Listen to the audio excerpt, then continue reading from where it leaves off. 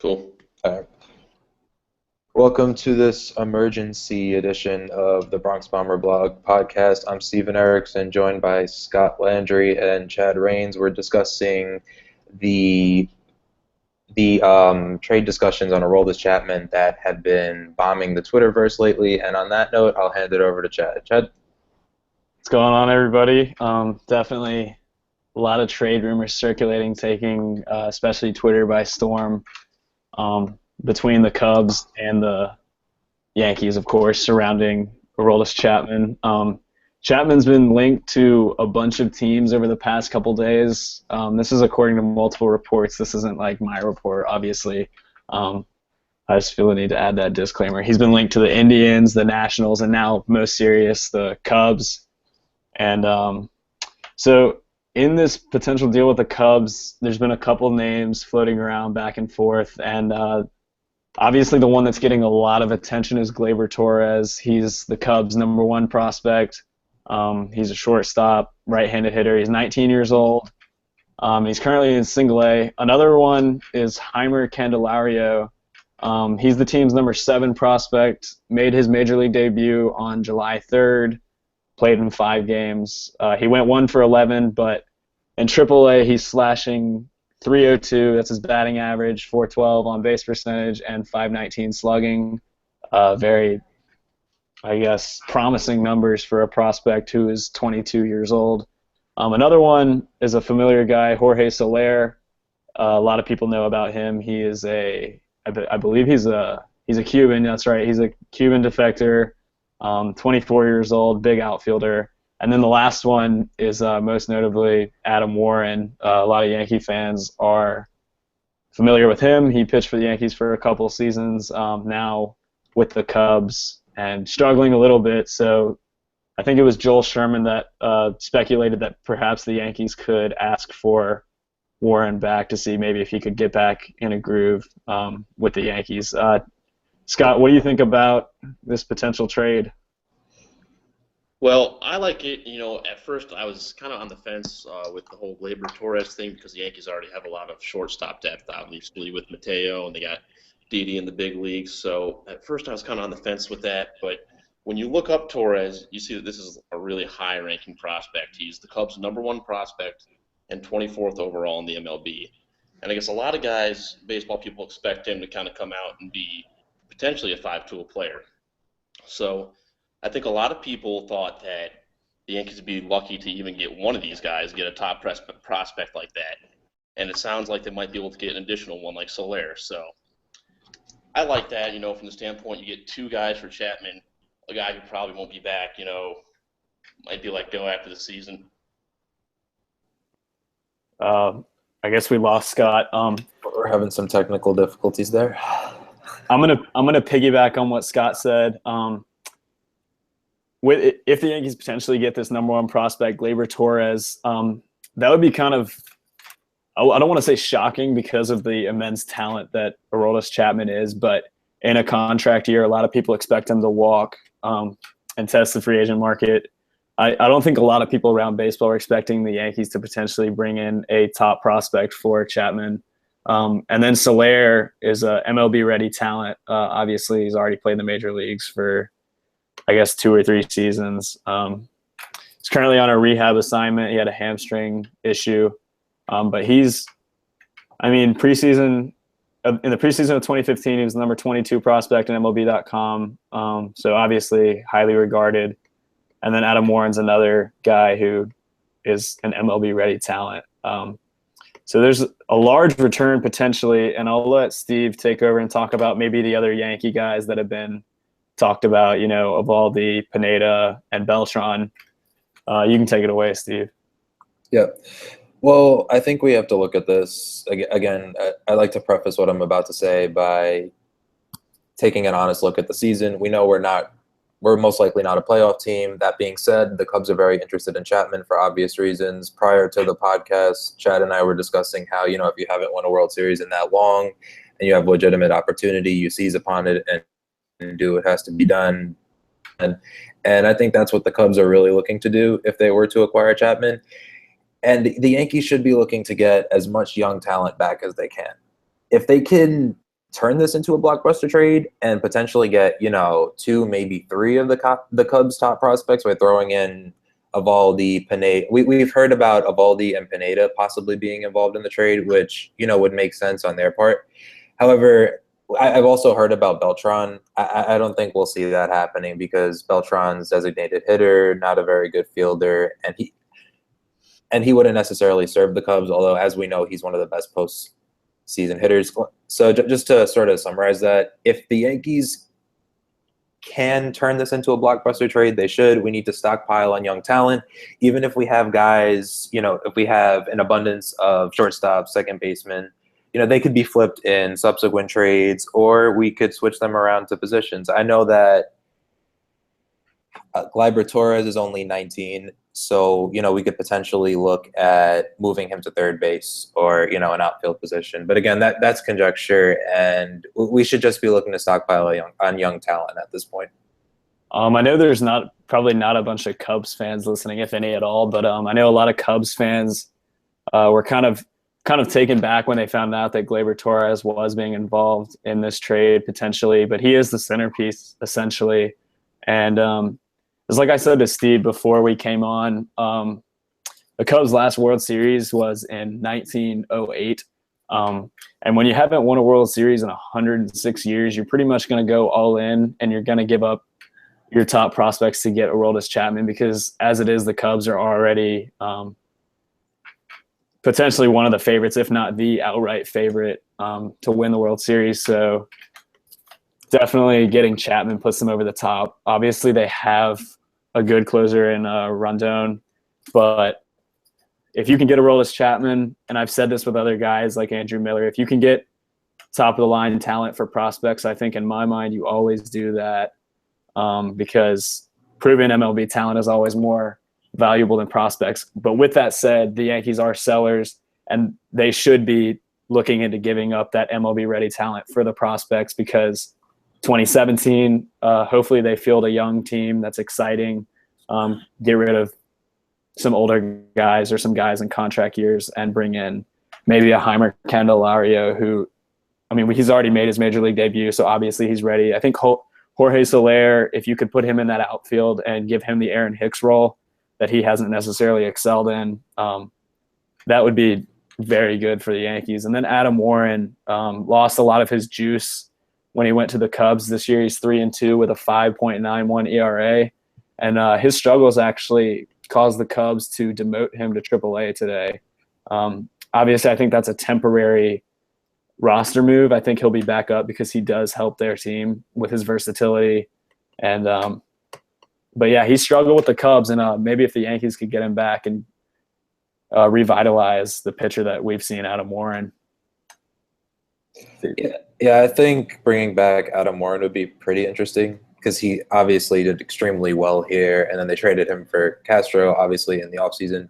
So I would definitely be amenable to that. I just wanted to touch upon something else you brought up in your brief discussion. You said we should be, when we trade, from a Cubs perspective, you were saying that they should always prioritize the major league talent over, the prospects, which is explaining why they'd be willing to offer so much for Chapman. We've seen, some predictions on possibly him having the trade being contingent on him agreeing to an extension. Did you want to share your thoughts on that? Yeah, I don't remember who reported it exactly, but one of the potential holdups in this trade is that the Cubs, this trade may be contingent on whether they think they can re-sign Chapman in the offseason, because I do think the Cubs and Theo Epstein would be pretty hard-pressed to trade away their top prospect for a rental in Aroldis Chapman. I think, obviously, when you think of the Cubs, you think of a higher market team who has a lot of money, is not afraid to spend it. And so I think if they decide to heavily pursue Aroldis Chapman in the offseason and try to re-sign him, they ultimately can do that. But this may be one of those types of trades where they're almost ensuring that he will re-sign before they trade. And that drives up his value even more, because now the Cubs won't see him as a rental. They'll see him as a 4-year closer or however long the deal is. And yeah.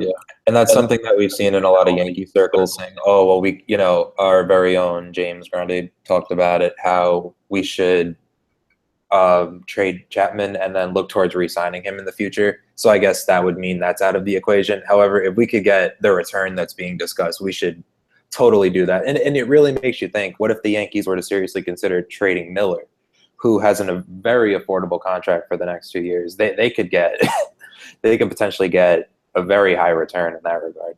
Yeah, and it was actually Buster Olney that reported this one. He said once the Yankees trade Chapman, they'll focus on fielding offers for Andrew Miller. And once again, that doesn't mean he will be traded, but that means that they're going to start listening heavily on Miller. Miller's been linked to teams like the Indians, the Nationals. The Rangers are probably a dark horse team. Their bullpen is not that great. They've got a great starting rotation, but they would definitely be welcoming of Andrew Miller. They've got Joey Gallo, who a lot of Yankee fans, including myself, would love to get. He's a big power guy. But yeah, definitely if they trade Aroldis Chapman, they can definitely focus on trading other guys like Andrew Miller, like Nathan Eovaldi, like Michael Pineda. But I think Aroldis Chapman is that first kind of domino that the Yankees are trying to knock over. Well, yeah, it's interesting because you're seeing this shift from ownership. A couple weeks ago, we saw Randy Levine take the real hard line saying this team's going to compete. We're not going to sell at the deadline. Then a couple weeks after that, we heard that there was some sort of contention in the front office between Levine and Steinbrenner, who don't want to sell, and Cashman, who does want to sell. Obviously, ownership is going to overrule the general manager in that respect. So if we do see Chapman get traded, I think, like you said, we could see a sort of domino effect. Carlos Beltran is obviously the next one who would logically fall, considering he's also a free agent at year's end, and then Miller as well. Although, due to Miller's contract situation, so would you expect the Yankees to be good again in 2018, 2019? That's when we should be obviously, 2019 is the big free agency class, but 2018 we should also be shooting for, and Miller would be on the roster that year. So I think that would be a bit of a harder decision to make, and they'd really have to be blown away as opposed to trading away a rental. Yeah, I think in this trade, if you get Gleyber Torres, he's not going to be ready for 2017. According to MLB.com, his ETA is 2018. Right now, he's in single Class A advanced with the Myrtle Beach Pelicans. And so, yeah, he's not going to be ready in 2017. I think if you trade Chapman, you're not – obviously, they're not going to have an absolute fire sale and give up on 2017 like you've seen the Braves do and teams like that. I think they're going to keep the roster intact, but they are trying to sell off on guys like Chapman and Beltran. And to your question, Steve, I think 2018 is when hopefully you're going to see guys like Judge and Bird and starting to blossom into a good player. Maybe Gary Sanchez, unless he's ultimately traded because he's blocked by Brian McCann. But then Jorge Mateo potentially in 2018. And then 2019 is hopefully when the Yankees sign Bryce Harper. I know I joke about that a lot, but it is a real possibility. And 2019 and then beyond, I think the Yankees farm system doesn't get enough credit as it is, because there are guys that are projected to be well above average starters like Judge, like Sanchez, like Mateo, Severino. And so I think the Yankees are better off playing towards the end of the decade into the 2020s, where they could kind of revamp the dynasty that we saw in the late 90s. And I'm not saying they're going to win a World Series every year like they did then, but yeah. Well, to touch upon that, I think the reason that you see a lot of people being skeptical about the Yankees farm system is because time and time again, we've seen these players being really highly touted, and then they turn into busts. Jabba Chamberlain, Phil Hughes, Ian Kennedy, the Killer Bees, with the exception of Betances. And then, again, we have to remember Betances was supposed to be an elite starter, not an elite reliever. So if you Cashman's tenure, the Yankees really have, with the exception of Betances and obviously Robinson Cano, some would argue Brett Gardner, he hasn't really developed a lot of above average major league talent. Obviously, like you said, these players could be different, but I just think that would help explain the skepticism that we've seen towards the Yankees farm system. But, like you said, in 2019, hopefully we'll sign Bryce Harper. We'll have the new homegrown core along with some other free agent additions to field a good team. I also think they won't totally give up on 2016. But I do think that if they were to trade Miller, that would sort of be a sign of signifying that they'd be giving up on 2016 in a way, not more implicitly than explicitly, obviously. 2016 and 2017. But yeah, obviously relievers aren't going to make or break the team in 2017. They're still going to bring back a large core of the team because I don't see an absolute sell-off. But I do think it's realistic to see, obviously, Chapman get traded. I think someone actually texted me. He's not really a source, but he's one of my go-tos for like information. He texted me saying that the trade is going to happen. He just doesn't know when. So I think obviously Chapman's going to be traded. I would predict that Beltran's going to be traded. And then I think we will see either Aroldis or Pineda traded. I don't think we'll see both traded, but that'll be an interesting situation because a lot of guys, including the Yankees, still think highly of Pineda. They still think highly of Aroldis. They think they can – I know you're shaking your head. They still think they can develop into the pitchers that they were once like touted to be. But we'll definitely see about that. I don't know. I know Steve's shaking his head, so I'll let him take it away. I mean, both Aroldis and Pineda have pitched fairly well as of late since his demotion to the bullpen. And Aroldis, he had 2 performances in the bullpen, most notably the one in Cleveland where he came on in relief of, I believe, Masahiro Tanaka and provided 4 2/3 shutout innings. Don't quote me on that, but it was something along those lines. He came back into the rotation in the second half. He's been pretty good. Pineda's been better since the month of May. However, I think it's a bit naive to start believing that they'll somewhat turn it around. Pineda's been around for a while. First it was injuries. He finally moves past injuries. Now inconsistencies. With Pineda, I truly believe it's all mental. I've said it on our podcast. I've written about it numerous times. The guy's a head case. I hate to say it that way, but he's a head case. And unless he could overcome those mental problems, and he obviously hasn't yet, I really have no reason to feel optimistic about him. And if a major league team would offer anybody of significance for him, I'd buy Pineda the plane ticket myself and get him out of New York. As far as Aroldis concerned, he does have more potential. I was really up on him. I know you were. You jumped on the bandwagon and drank the Kool-Aid and wrote your nice piece on Aroldis saying that it's time to jump on the bandwagon. And then he subsequently had a bit of a downturn for his season. But he has been better as of late. And I'd be more inclined to hold on to Aroldis as opposed to Pineda, although I would certainly be amenable to trading both of them. Yeah, I have to admit I did jump on the Nathan Eovaldi bandwagon. I wrote a piece on him, and I don't want to say I jinxed him, but I don't know. He had a terrible June after I wrote that piece that I think I published on May 30th. After his – I always joke it's his Jake Arrieta like May, where he went 5-0 with a 3.25 ERA. And I do think he can be that kind of pitcher where he has top of the line stuff, but it's a matter of consistency with. I mean, that's always the storyline in baseball is, yeah, do you have the talent, but can you do it consistently? And obviously I think the Yankees still think he can. And I would bet the Cubs do. I wrote a piece on if the Yankees sell, which players are they going to sell? And I listed Nathan Eovaldi in the wild card section, which basically means that the Yankees kind of hold on to their own.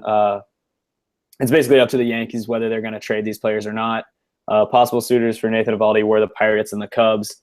And I think if this trade goes down and turns into an absolute blockbuster, I think the Cubs would be foolish to not actively pursue Nathan Eovaldi because he does have that potential to be a game changer for them. Their rotation has been really good this year. They've got Jake Arrieta and obviously they have Hendricks and Hamill and Lackey and Lester. They've got a very good starting rotation. So we've seen Eovaldi come out of the bullpen a couple of times, and so that could be his role. That's definitely something to think about. Because he already throws hard enough as it is, and if you bring him out of the bullpen, can he get like another mile an hour or two on his fastball and dominate for one of those innings? Yeah, well, sort of to touch base on that, I know there's been some discussions about whether or not Evaldi would be better out of the bullpen in the long term. Don't quote me on any statistics, but just from my general observations, I've noticed that he's much better the first and second time through the order, and he usually implodes in about the fifth or the sixth inning. I mean, some games he'll just pitch tremendously well, and we'll all be baffled by whether or not he's capable of being a competent major league starter. Other times you'll see Evaldi really be brilliant for a couple innings. So it makes you wonder, should he really be in the bullpen, especially when given his talent level? And I think if the Cubs were to bring in Evaldi and Chapman in a trade from the Yankees, that would help them tremendously as they look forward to, a long October playoff run. As you said, their rotation is very strong. Their offense is very strong. If they could shore up that bullpen with the two of them, they could be very dangerous. And I think the incentive and temptation that would bring towards them would contribute to them giving the Yankees a lot more than you would normally expect. All right, so I actually pulled up the numbers on Nathan Evaldi. First time through the order, hitters are hitting 231 against him. And then he actually gets better the second time. They hit 223 against him. But if he faces hitters a third time, that average skyrockets to 421. They have 7 home runs off that as opposed to 5 the first time around, 7 the second time. But, yeah, I mean, he could develop into the long – he could develop into the long relief role that Adam Warren filled for them for a little bit and faced the lineup one time or maybe 2 times because the numbers do back up that he's a much better pitcher the first and second time through the order than he is the third time, at least in 2016. I would bet that's the case during his whole career because he has had a problem with remaining consistent. But, yeah, I mean, Nathan Evaldi's he's always been an interesting guy to kind of monitor with the Yankees because he has dazzled hitters with his potential ace ability. And then the next outing, I mean, I think last year when they played Miami and he gave up like 8 earned runs in the first inning, he was probably the most hated man in New York. And then by the end of the season, everybody looked at his 14-3 record and they were kind of like loving him and looking forward to what he could bring to the team this year. That's misleading though, because he got an extraordinary amount of support. Yeah, he got a bunch of run support, which definitely helps his win-loss record. But I'm just talking as like a general consensus. A lot of people saw that and were pretty excited about him. And I think overall, the Nathan Evaldi experience has been a roller coaster ride for the Yankees. But there's been a lot of positives to that. He's put together a lot of nice starts, and that's why he does have trade value. And he's not going to be the type of guy to get a Gleyber Torres, the number 1 prospect. But I could definitely see bringing in a Heimer Candelario, who's the 7th ranked prospect on the Cubs, because he does have that top of the line stuff.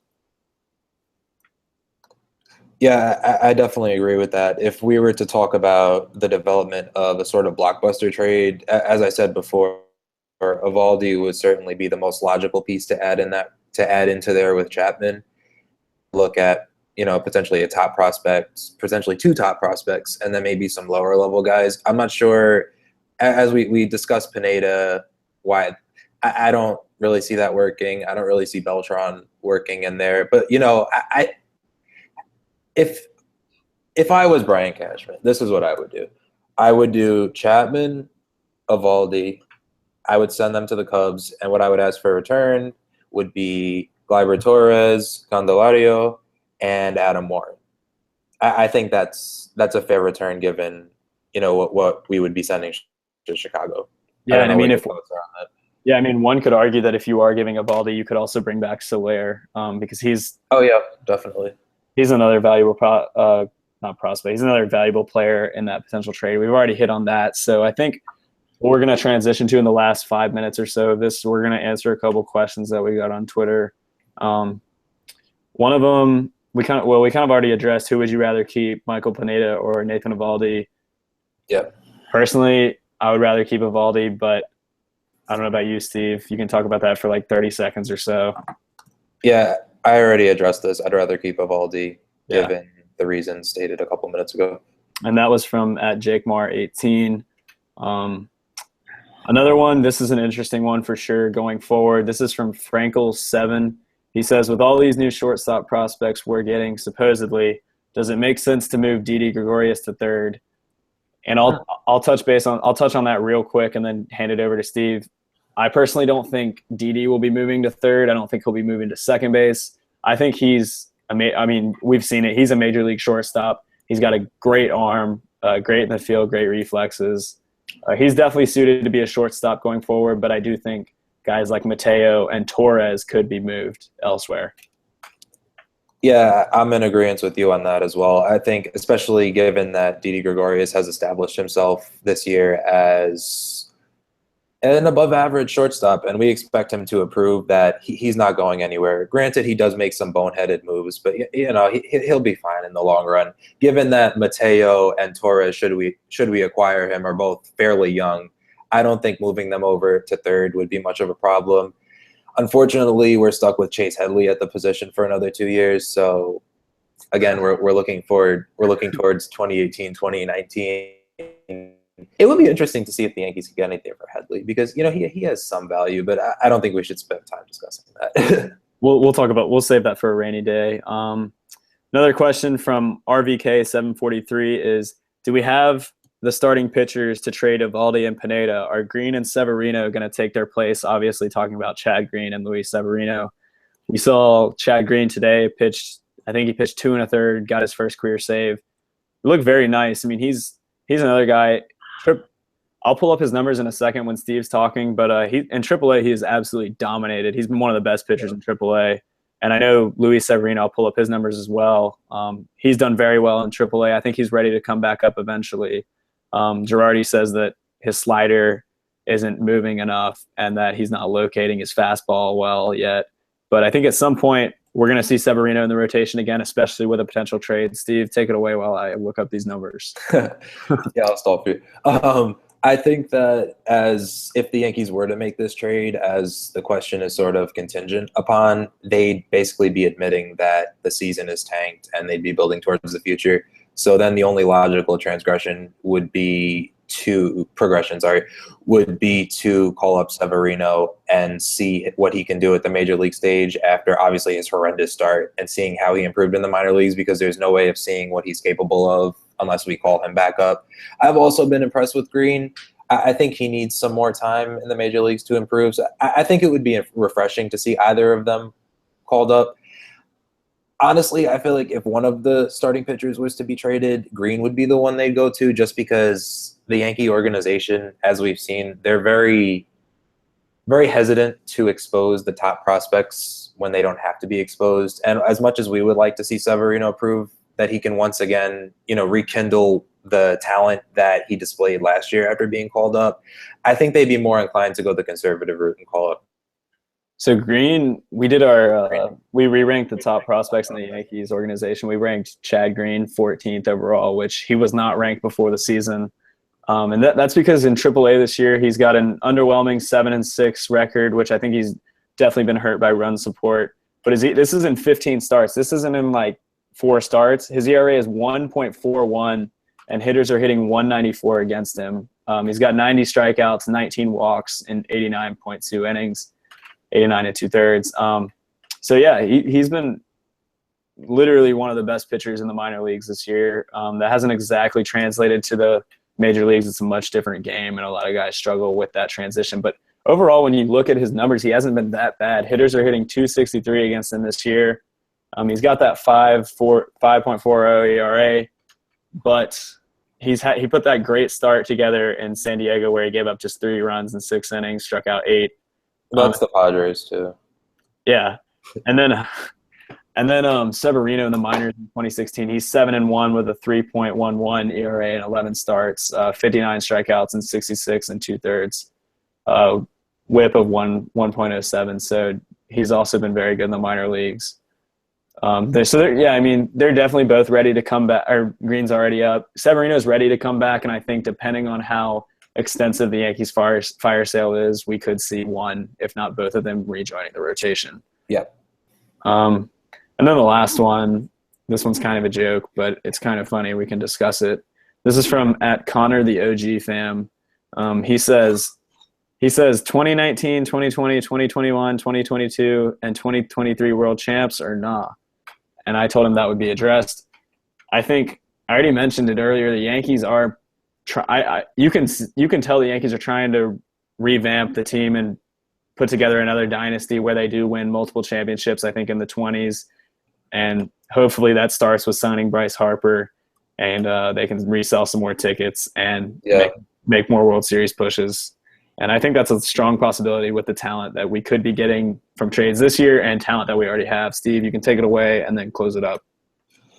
Yeah, so I guess to address that question in a sense, yes, let's be optimistic. We're going to sign Bryce Harper. We're going to sign Jose Fernandez. Greg Bird's going to become a superstar. Aaron Judge is going to become a superstar. Jorge Mateo is going to steal 100 bases. Oh, of course. Didi Gregorius is going to take the next step towards becoming an elite player. Everything's just going to be – it's going to be huge, in the words of a presidential candidate who I won't name. Didi's going to hit 330 and hit 25 home runs. He's going to be a dark horse MVP candidate. I mean – oh, yeah, definitely. This team is very exciting going forward. And we say this kind of jokingly, but yes, this team is going to be very exciting in the future. So prior to concluding, I want to note that Chad and I have discussed doing another podcast as we get closer to the deadline or after the deadline. So I guess, as things begin to transpire, we'll look into that more so. And on that note, have a good night. All right, see y'all.